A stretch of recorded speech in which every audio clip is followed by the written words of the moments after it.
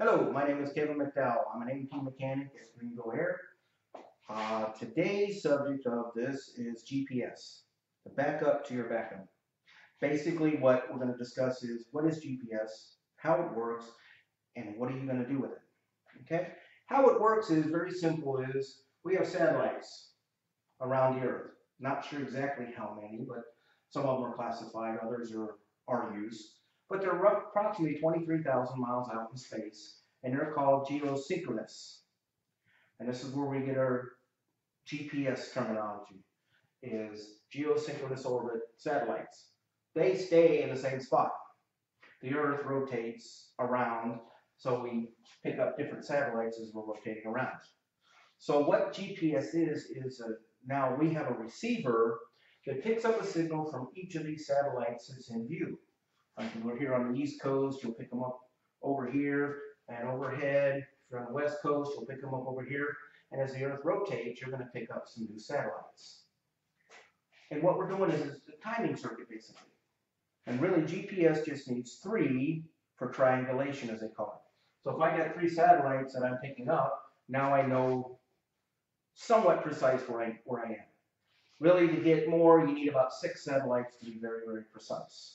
And what I mean by precise is, got 2 types of GPS, ground-based and aviation. Ground-based, if you're 100 feet off, 100 yards off, no biggie. You may go off a cliff, but that's kind of hard. You've seen the commercials.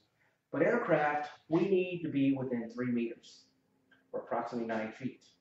Because we just don't need it for navigation, we're also starting to use it for landing.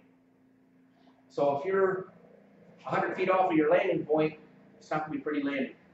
It's not going to be very nice. So we're going to use it, we need to be very precise. 3 feet is 9 feet, that's not very far off, so it's easy to use. Okay, so that's how we're using it. Now also the aviation world, we have WAAS. Well, it's available to ground-based, but most ships use WAAS. Again, it's another circuit, but basically what it does is, normally a ground-based, we call it passive. All you're doing is receiving your signal.